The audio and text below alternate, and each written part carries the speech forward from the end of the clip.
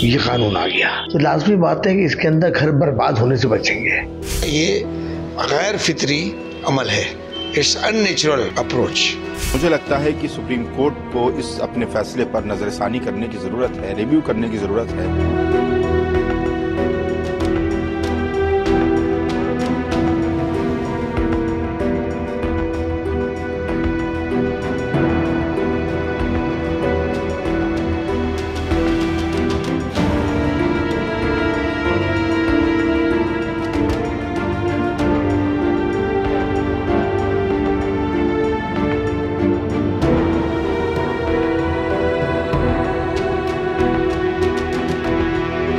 देखिए, देश की उच्चतम न्यायालय का सब सम्मान करते हैं, चाहे वो किसी भी मजहब का हो। जब देश की सर्वोच्च अदालत ये कह रही है कि औरतों का हक मिलना चाहिए और वो भरण पोषण के लिए अपना हक मांग सकती हैं, तो देश की सरकार ने कानून बनाया था 3 तलाक। उसके बाद तलाक के रेशो में कमी आई, अब ये कानून आ गया तो लाजमी बात है कि इसके अंदर घर बर्बाद होने से बचेंगे। जो लोग गुस्से के अंदर, तैश के अंदर तलाक दे देते हैं या झगड़ा कर लेते हैं या अपनी मर्दानगी दिखाते हैं और उसके अंदर बड़ा घर बर्बाद हो जाता है, अब उस रेशो के अंदर कमी आएगी। और देश की अदालत है, अच्छा फैसला है, हम जो राष्ट्रहित में हो हम उस फैसले का सम्मान करते हैं और इसके अंदर औरत जो है वो सुरक्षित होगी, महिला सुरक्षित होगी और महिलाओं को उनका हक मिलेगा। देखिए, शाहबानो का जो मुकदमा सुप्रीम कोर्ट ने फैसला किया था 1985 में, उसके खिलाफ मसला बोर्ड ने मूवमेंट चलाया और एक नया कानून भी वजूद में आया। लेकिन उस कानून के इंटरप्रिटेशन को जाहिर है हर जुडिशरी करती है, सुप्रीम कोर्ट करता है। उस वक्त से ही सुप्रीम कोर्ट ने कह दिया था कि जो लोग चाहेंगे अंडर CRPC 125 125 धारा 125 के अंतर्गत रिलीफ, तो उनको रिलीफ दिया जाएगा। इसमें मुस्लिम कम्युनिटी भी एग्जम्प्टेड नहीं है, मुस्तस्ना नहीं है, अलग नहीं है।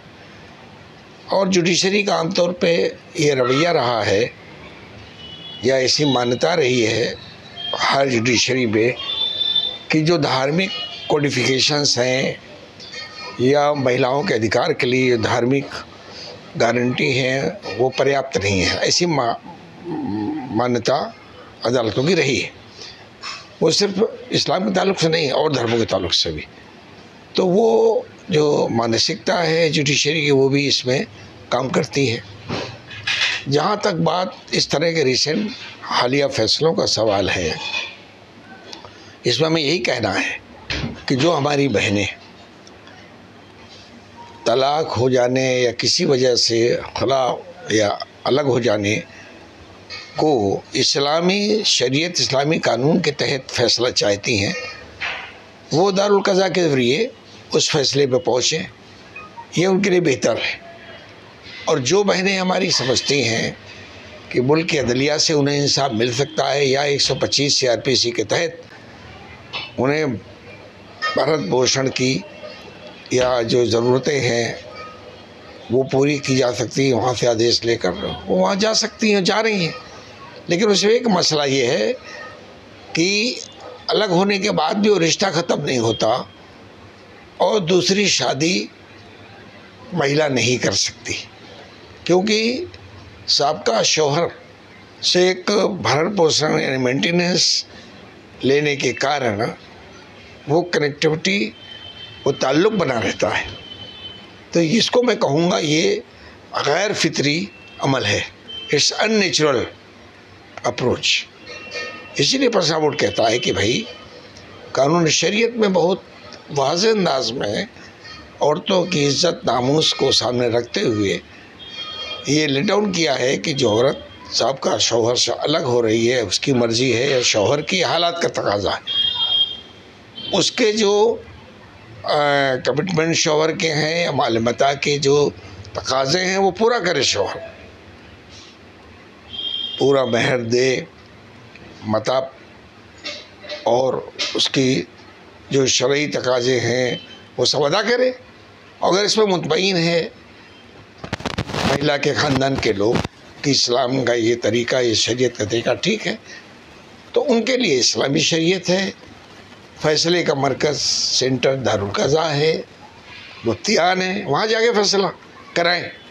और जो लोग मुतमईन इससे नहीं हैं, वो लोग मुल्क की जुडिशरी के ज़रिए अपना मसला हल करना चाहते हैं तो उनको आज़ादी है, उसमें कोई पाबंदी नहीं लगाई जा सकती। मज़हब इस्लाम में बीवी के और शौहर के हुकूक वाज़े तौर पर बयान किए गए हैं और ये कोशिश की गई है कि निकाह का जो रिश्ता है वो बाकी रहे, वो ख़त्म ना हो।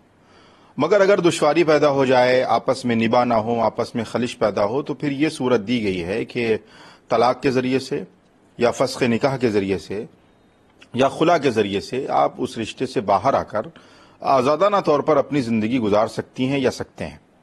अब जाहिर सी बात है कि जब तलाक हुई या खुला हुई तो फिर इद्दत के दौरान जो खर्च होगा वो शौहर की जिम्मेदारी हो कि वो अपनी बीवी का, जो साबका बीवी हो गई या आप साबका शौहर हो गए, अब आप शौहर नहीं रहे, मगर इद्दत के दौरान का जो खर्च है वो आपके लिए लाजमी है, आप उसे उठाएंगे।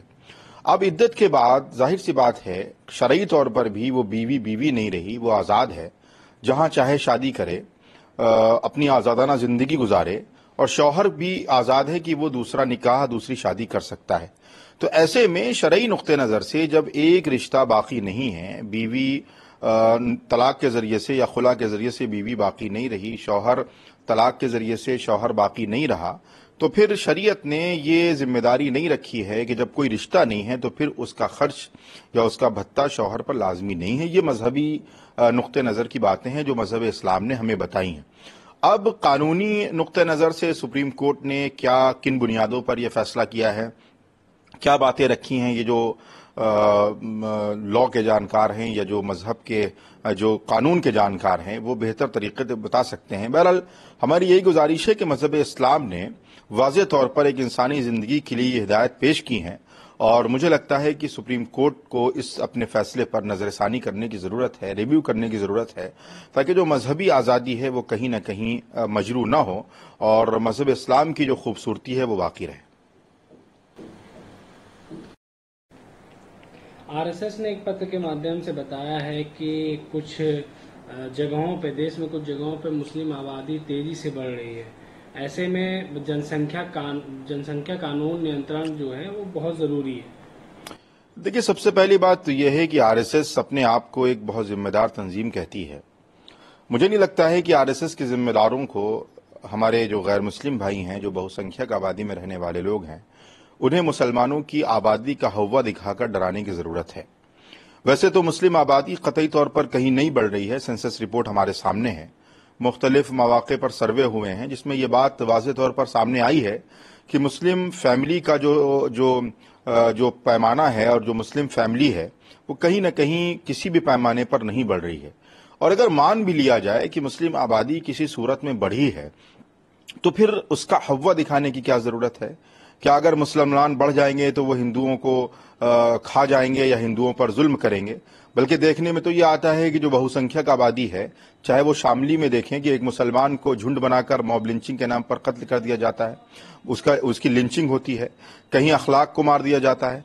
तो ये जो सूरत हाल मुल्क में पैदा की जा रही है, मुसलमानों को हिंदुओं से और हिंदुओं को मुसलमानों से जो लड़ाने की कोशिश की जा रही है, और ये तंजीमें जो कहीं ना कहीं अपने पॉलिटिकल एजेंडे के लिए काम कर रही हैं, जो इस मुल्क के लिए कतई तौर पर मुनासिब बात नहीं है कि आप किसी की आबादी को किसी से डराएं या किसी की जनसंख्या का हव्वा बनाकर किसी के अंदर भय और डर पैदा करें। ये मुल्क कानून से चलता है।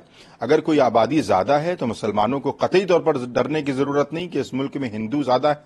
क्या हिंदू इस मुल्क के अंदर अगर ज़्यादा हैं तो क्या वो मुसलमानों पर हमला आवर हो जाएंगे? तो ये मुल्क कानून से चलता है। कानून की बात की जाए और कानून की बालादस्ती ही हमें लगता है इस मुल्क के लिए सालिमियत और इस मुल्क की बका के लिए ज़रूरी है।